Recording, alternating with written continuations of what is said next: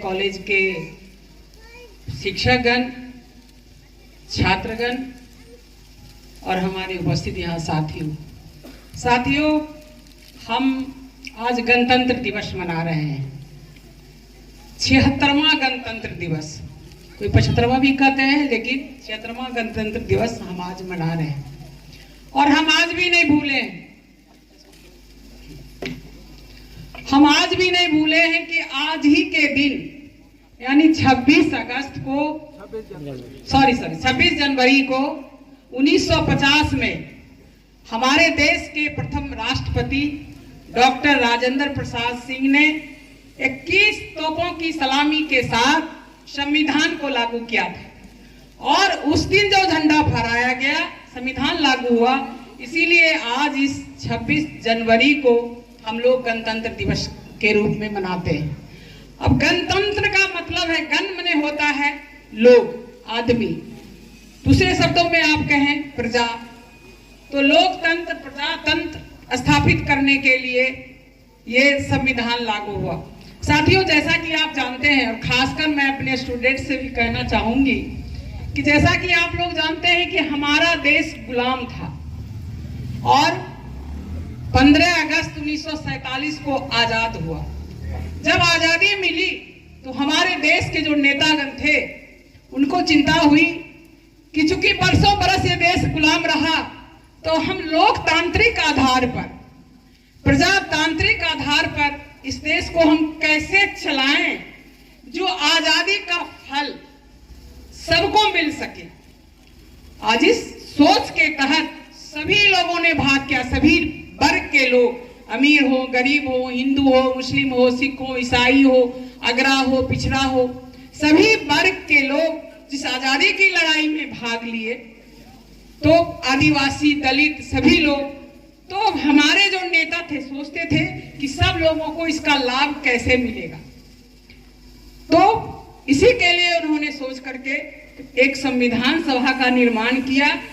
और संविधान सभा का क्या प्रारूप होगा, क्या क्या बातें लिखी जाएंगी, कैसे कैसे चलेगा, जो किसी के न्याय का हनन ना हो, तो इसके लिए एक संविधान सभा का गठन किया गया।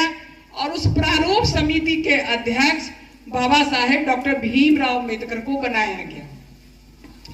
डॉक्टर भीमराव अम्बेडकर, आप लोग जैसा कि जानते हैं, बहुत ही गरीब निम्न परिवार से आते थे, लेकिन पढ़े लिखे, कई भाषाओं के विद्वान बने। और उन्हें भी इस बात की चिंता थी, हमारे जितने भी उस समय नेता थे, चाहे महात्मा गांधी हो, जवाहरलाल नेहरू हो, सरदार वल्लभ भाई पटेल हो, जो भी लोग थे, सबको इस बात की चिंता थी कि सभी लोगों को अधिकार सही रूप में मिले। और आप जानते हैं कि हमारा संविधान बनने में 2 साल 11 महीने और 18 दिन लगे। इतनी इन्होंने दिन रात मेहनत की, उसके बाद इतना समय लगा और कई देशों को मिलाकर के हमारा संविधान बनाया गया। और सबों के हितों की रक्षा की बात की गई, जिसमें आप लोग की जैसा कि जानते भी होंगे कि समानता का अधिकार है।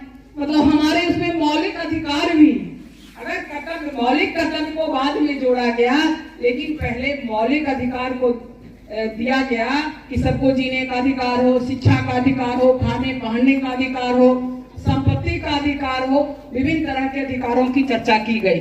और इस प्रजातंत्र में प्रजा सुखी रहे, और प्रजा तब सुखी रहेगी जब वो अपना चुना हुआ सरकार बनाएगी।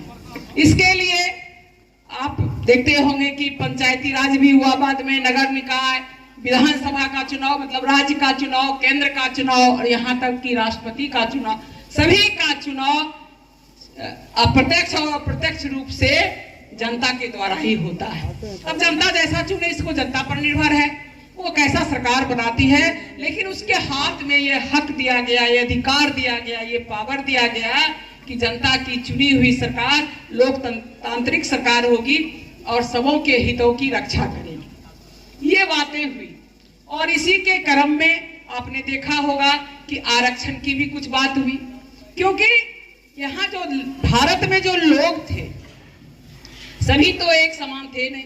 कोई बहुत ही गरीब थे, शिक्षा की कमी थी, वर्षों से गुलाम रहने के कारण हमारा देश में शिक्षा की भी कमी हो गई थी, तो लोगों को, और आज भी महिलाएं वहां तक नहीं पहुंच पाई, चाहे वो न्यायपालिका में हो, चाहे वो लोकसभा में हो, उतना नहीं पहुंच पाई हैं जितना उनकी आबादी है।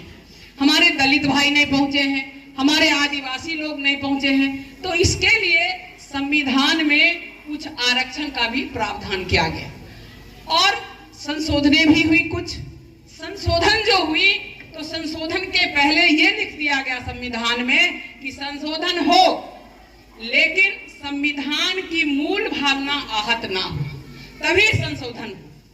और उसके बाद केरल सरकार ने लाया, सरकारों के मन में हुई कि उस समय जमींदारी प्रथा भी थी, राजा थे, राजा को प्रीवी पर्स दिया जाता था, राजा थे, जमींदार थे, जमीन की कमी थी, जमीन रहती तभी तो गरीबों को बीच बंटती।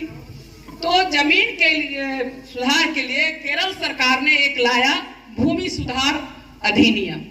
जो अधिनियम, वो भूमि सुधार आया, तो उसमें वो मौलिक अधिकार में शामिल था।